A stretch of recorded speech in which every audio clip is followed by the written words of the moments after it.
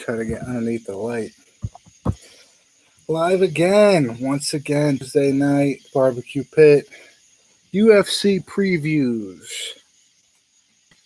I am your host, fucking halfway in the light, motherfucker. And the only fight I didn't preview on this card, for the main card at least, was Mickey Gall versus Jordan Williams, which supposedly is going to be the first fight to kick off the main card. I skipped it.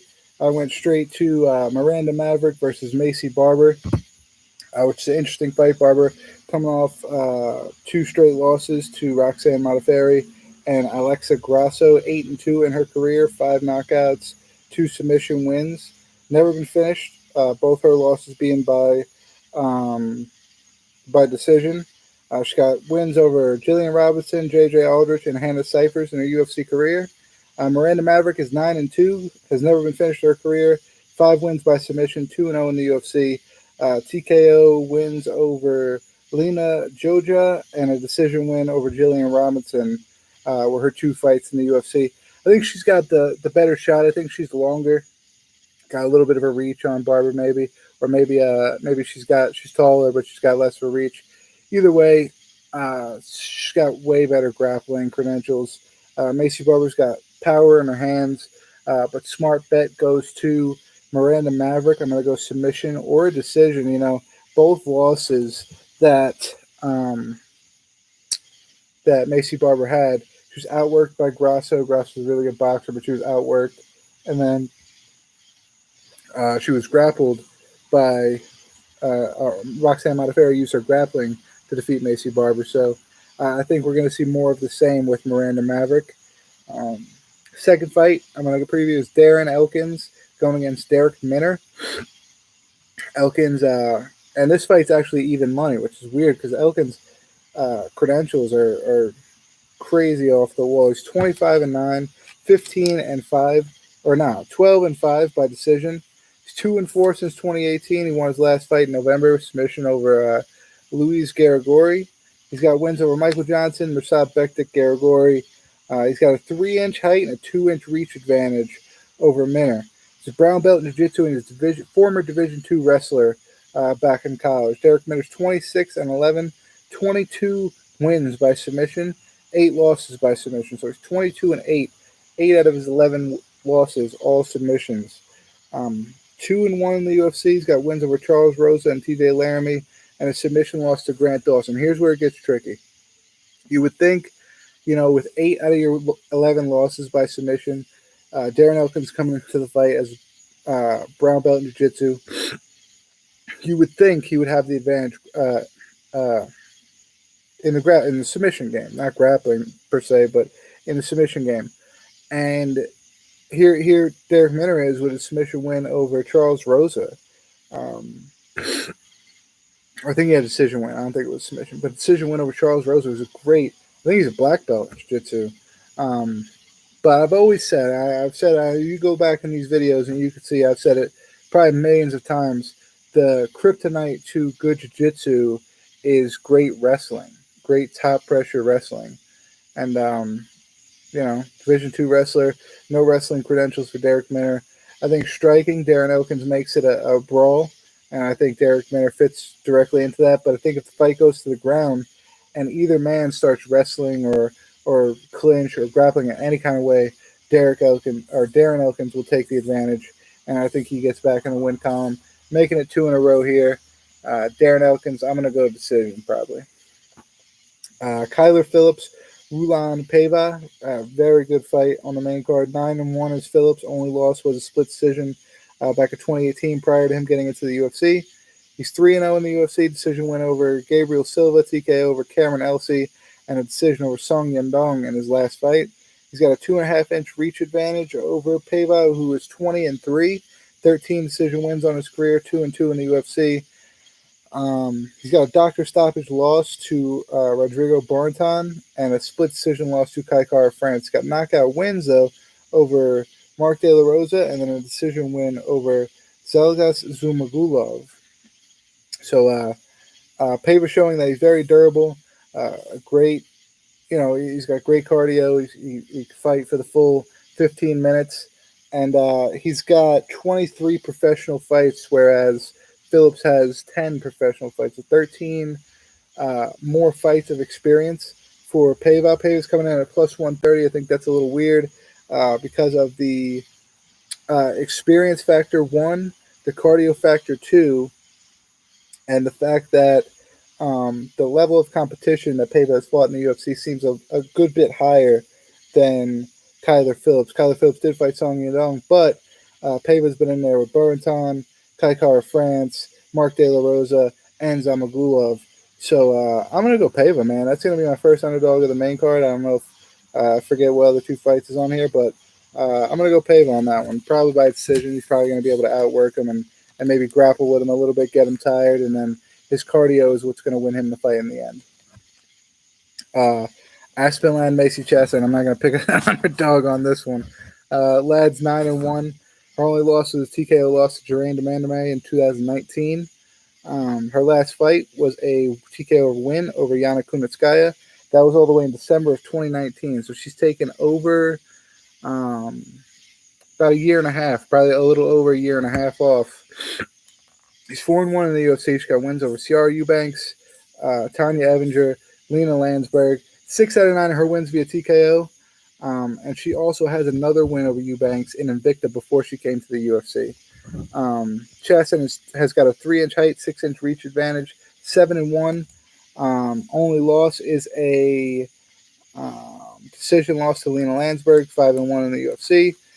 Her wins include Marion Reneau, Shayna Young, Sarah Moraes, Gina Mazzani, and Penne Kinazad. Her last fight was March 2021, so she fought as recent as 4 months ago, where it has been roughly 19 months or so since Aspen Ladd's last fight. I think the striking doesn't get better than Aspen Ladd when it comes to that mid-tier of that division. I mean, not the top 3, not the top 2, not the champion, nothing like that, but, probably 5 through 15. I think striking-wise, Aspen Ladd is the cream of the crop there. With a significant size advantage, you would think that the odds makers would have, made it even money for Chastain, who's an up-and-comer, also off one loss, huge reach advantage, got the experience over Reneau, against Reneau, Mazzani, Moraes. She's fought who's who of that division, and she's, more recent. She's fought 4 months ago. She's been in training camp. I'm not too sure what Aspen Ladd's been doing for the past year and a half, but that's going to play a key role in who wins this fight. Without knowing that, though, I'm going to pick Aspen Ladd, and I'm just going to go straight with the boxing. I think her boxing is going to outdo Chastain, and all she has to do is get past the jab. With a big size advantage like that, what a great boxer is going to do is going to jab your head off. So if Chastain comes in with that mentality that she's just going to throw the jab and keep the jab out and keep her at distance, she's going to do very good. But if she's not able to keep that up for the entire 3 rounds, Aspen Ladd's going to get in, she's going to land some power, and I think that could be a TKO there for Aspen Ladd. TJ Dillashaw making his return to Corey Sandhagen. This fight was supposed to happen a few weeks ago. I think Dillashaw had a cut over his eyebrow right here, or under his eyebrow, sorry. So the fight was called off, moved to this upcoming weekend. Excuse me. Dillashaw's last fight, January 2019, TKO loss to Henry Cejudo. 2-year suspension for EPOs. Never been submitted in his career.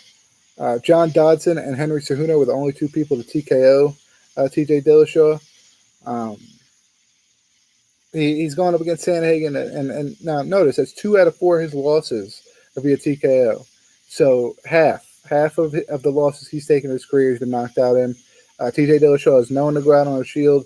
He's a banger, very technical striker, great kickboxer, and if he needs to, he's got a great gas tank, so he will grapple with you. Of course, Sandhagen, on the other hand, will have a 5-inch height and a 3-inch reach advantage over Dillashaw.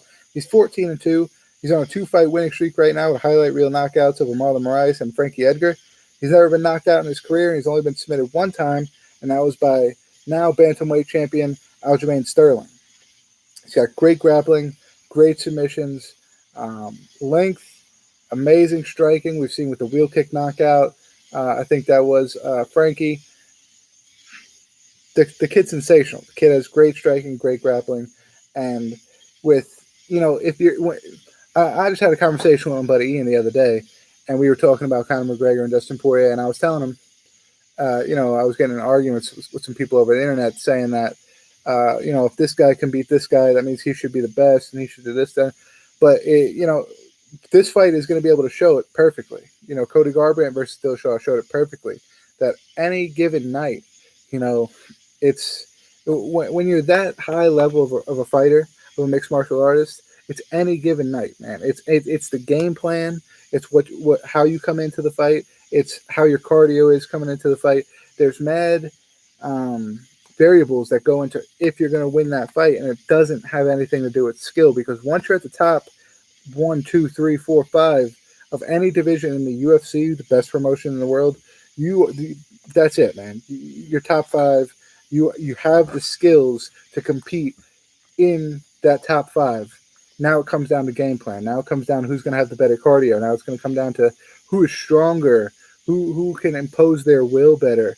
It comes down to those things. And when you have equal skill set and a 5-inch height and a 3-inch reach advantage, and your cardio is just as good as TJ Dillashaw's, you train at elevation in Colorado, man, you gotta go with that much for reach and size advantage. I don't care what you say. So Corey Sandhagen is my pick there too. Rest of the main card, of course, Mickey Gall, Jordan Williams, but then the rest of the preliminary card is going to be Punalale Soriano taking on Brandon Allen. Nassourdine Imavov is going against Ian Heinisch. Randy Costa, Adrian Yanez, which is one of the most hyped up fights on social media right now for this weekend. Julio Arce versus Andre Owell, which Andre Owell's coming in an underdog. I like his fighting style. I think he's going to come in and surprise a lot of people in that fight. Ciara Eubanks against Elise Reed.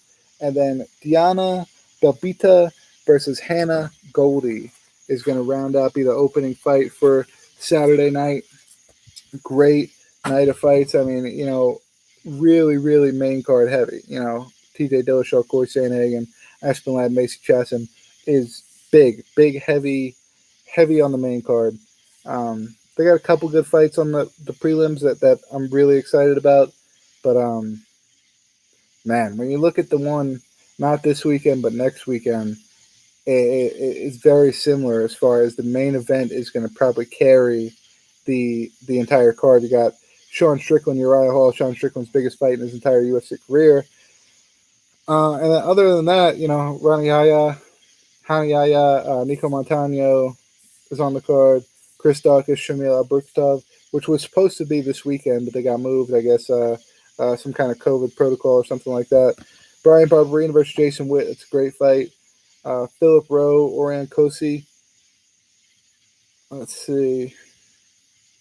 Ronnie Lawrence, Trevin Jones is a really good fight. I think Sam Alvey, Roman Kopylov is going to act as the co-main event. So that's, like I said, really, really main event, co-main event heavy in that one. And then Danny Chavez, Kai Kamaka is also a great fight. Now, again, with everything that's going on, we're at the back end of COVID, all this other shit. The fights are added, like the week of, a week before. We can see all up until Saturday. I wouldn't be surprised if up until this fight on Saturday, even on the broadcast, they may be still announcing fights for not this weekend, but next. So be on the watch for those. See you back here next Tuesday. Stay barbecued. Fuck out of here.